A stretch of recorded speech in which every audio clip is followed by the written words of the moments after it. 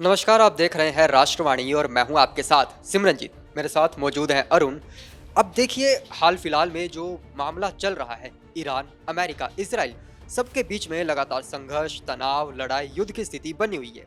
उसी में अगर बात करें तो कल यानी कि बुधवार को जो शांति समझौता है वो होगा या नहीं होगा, और वो जो एक कुछ दिनों की मोहलत रखी गई थी वो खत्म होने वाली है। इसी को लेकर अब ट्रंप ने अपनी तरफ से बयान दे दिए हैं। ट्रंप भी कह रहे हैं कि अगर वो जो चीजें हैं वो शांति समझौता नहीं होता है, कुछ विफल होता है उसमें, तो ईरान के ऊपर लगातार बम बरसने वाले हैं।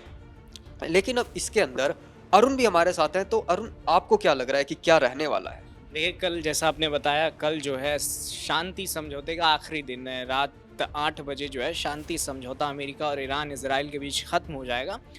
अमेरिका ने कहा है कि अगर कल शाम तक तुम हमारी शर्तों को नहीं मानते हो तो हम तुम्हारे ऊपर इतने बम गिराएंगे कि तुम भूल जाओगे कि अब तक कैसा हमला हुआ है। वहीं ईरान ने कहा कि अब तक जो हमें मोहलत दी गई 2 हफ्ते में, इस 2 हफ्ते में हमने वो सारी तैयारियां कर ली हैं कि अब आप भूल जाएंगे कि युद्ध कैसे होता है। तो कुल मिलाकर दोनों तरफ से जो पक्ष और विपक्ष है, अमेरिका और ईरान है, वो दोनों यही कह रहे हैं कि जो कल शांति वार्ता का आखिरी दिन है, अगर ईरान भी झुकने को तैयार नहीं है। ईरान के जो स्पीकर हैं वो आके कहते हैं कि ईरान को अगर आप चाह रहे हैं कि झुका कर, दबा कर शर्तों को मनवा लें, मान लें, तो ऐसा नहीं होगा। अमेरिका जो राष्ट्रपति ट्रंप हैं वो आज सुबह प्रेस कॉन्फ्रेंस करते हैं व्हाइट हाउस में, और वहाँ ये बातें कहते हैं कि ईरान से शांति समझौता अगर हो जाता है तो ठीक है, वरना मंजर जो है भयावह होगा। इसके अलावा आज जो है दूसरा जो शांति वार्ता का दूसरा दौर होने वाला है वो इस्लामाबाद में आज होने वाला है, ऐसी खबरें हैं।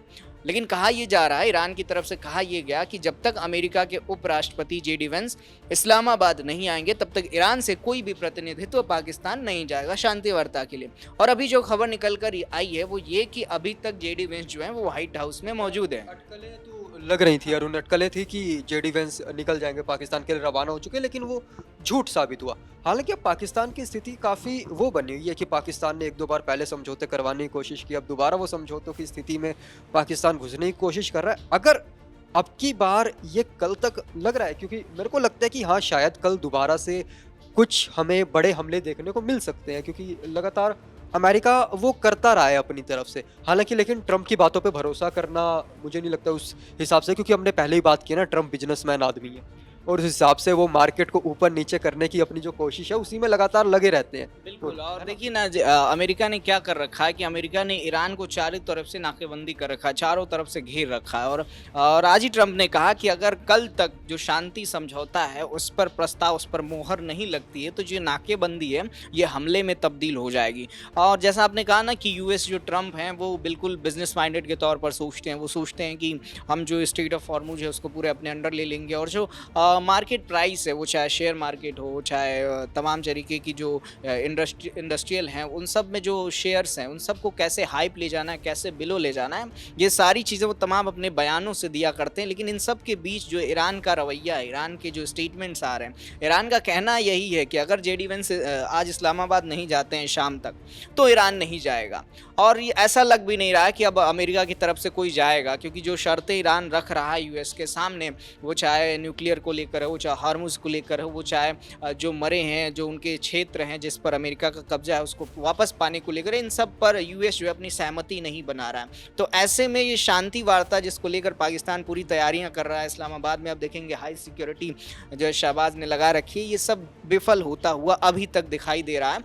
अब शाम को तस्वीरें साफ होंगी कि क्या जेडी वेंस पाकिस्तान जाते हैं, क्या ईरान से कोई प्रतिनिधित्व तो पाकिस्तान जाता है, और जो शांति वार्ता कल रात 8 बजे तक है वो आगे के लिए बढ़ता है या नहीं। लेकिन इन सब के बीच जो सबसे बड़ी बात है वो ये कि अगर ये शांति वार्ता कल ख़त्म हो जाती है तो जो मंजर है, जो भयावह मंजर है, जो युद्ध अब तक आपने देखे हैं उससे भयावह दृश्य आपको दिखाई देंगे। जो क्राइसिस दुनिया में आएगी वो क्राइसिस बहुत भयानक होने वाले हैं, क्योंकि पेट्रोल डीजल सिर्फ ईरान में, सिर्फ अमेरिका में, सिर्फ चाइना में या सिर्फ भारत में नहीं, पूरे देश में जो है वो क्राइसिस आएगी। और ये क्राइसिस बहुत भयानक होने वाला है अगर ये शांति समझौता नहीं होता है तो।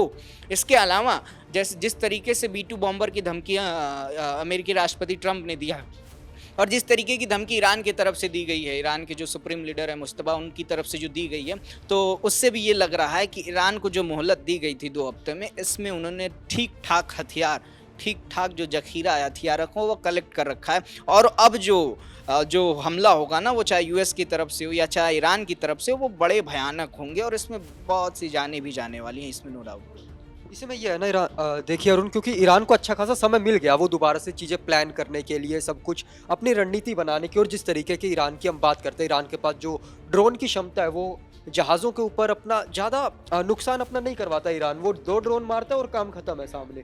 तो वो इस नीति से ईरान चल रहा है, और ईरान अडिग भी है, हम कहें ना, अभी एकदम अपने फैसले पे अड़ा हुआ है और झुकने को किसी तरीके से तैयार नहीं है। अगर ईरान झुकने को तैयार नहीं है, मतलब उसके पीछे अभी अच्छी खासी पावर है उसके पास में, और पीछे से हम कहें तो दूसरे देशों का भी ईरान को बिल्कुल समर्थन मिल रहा है। अमेरिका के जो विरोधी गुट है, अगर हम बात करें तो लगातार वो चीज़ें ईरान के लिए फ़ायदे में रहने वाली है। हालाँकि जिस तरीके से आपने तेल की बात की, कच्चे तेल की बात की, तो और अगर ये युद्ध दोबारा चालू होता है, तो अब की बार कीमतें सही में कहीं ज़्यादा हमें उछाल देखने को मिल सकता है, क्योंकि पहले भी वो 105 के आसपास प्रति बैरल चल गया था। थोड़ा-सा उसके बाद में फिर वो 90 बैरल के आसपास में आया।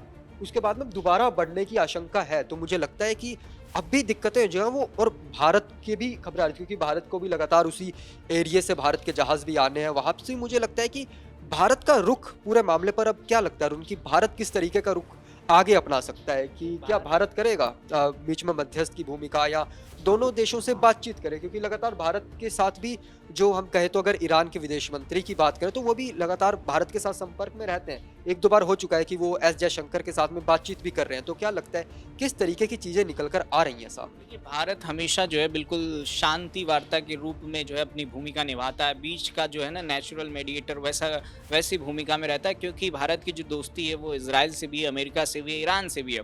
और जो भारत से जो व्यापारिक संबंध है वो सभी देशों से है। ऐसे में भारत चाह रहा है कि जो ये युद्ध चल रहा है वो किसी तरीके से सुलझ जाए, किसी तरीके से ये युद्ध जो है वो शांति पर आकर, शांति वार्ता के रूप पर आकर शांत हो जाए। क्योंकि अगर ये युद्ध खींचता है तो सिर्फ भारत को ही नुकसान नहीं होगा, ये नुकसान जो है ईरान को भी होगा, ये नुकसान जो है अमेरिका को भी होगा। क्योंकि चीज़ें सिर्फ भारत तक ही नहीं आ रही हैं, यहाँ भारत से भी जाने में जो समुद्री रास्ते हैं वहाँ पर जाने में दिक्कतें हो रही हैं। आप जब देखेंगे कि बहुत से एयरपोर्ट्स बंद हो जाते हैं। सऊदी अरब आप देख लीजिए, जितने खाड़ी देश हैं वहाँ के सारे एयरपोर्ट्स बंद हो जाते हैं। हाँ, दुबई के एयरपोर्ट्स, जितने खाड़ी देश हैं वहाँ सारे एयरपोर्ट्स प्रभावित हो जाते हैं। तो इससे सिर्फ आप आर्थिक नुकसान का अंदाजा न लगाइए, इससे जो है आप ये देखिए कि इससे व्यापारिक नुकसान के साथ साथ जो है ना देश का, ह्यूमन रिसोर्सेज का, इन सारी चीज़ों का नुकसान हो रहा है। और भारत कोशिश कर रहा है कि किसी तरीके से युद्ध जो है ये रुक जाए। और भारत जो है ज़रूरत पड़ती है ईरान को तो दवा भेजता है, खाना भेजता है, इजराइल को जब भी ज़रूरत पड़ती है जिस भी तरीके से। तो भारत हमेशा जो है एक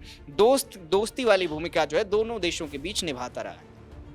तो इसी तरीके से अभी आगे क्या निकल कर आएगा वो तो खैर हमें कल ही पता चलेगा, कल शाम तक, जब तक कोई आधिकारिक दोनों ही देशों की तरफ से कोई, हम कहें तो, व्याख्यान नहीं आ जाता।